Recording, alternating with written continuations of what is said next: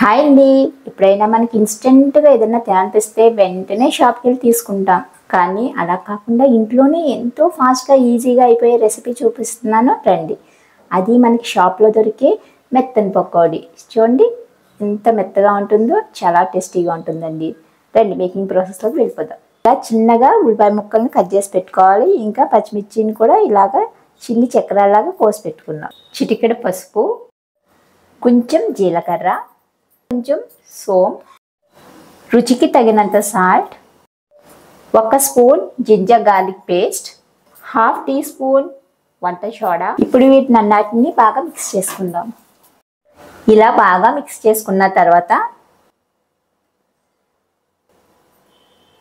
2 గరిటెలు శనగపిండి, కొద్దిగా వరిపిండి, వీటిని అన్నిటిని బాగా మిక్స్ చేసుకుందాం. కొంచెం వాటర్ వేసుకుంటూ మిక్స్ చేసుకుందాం.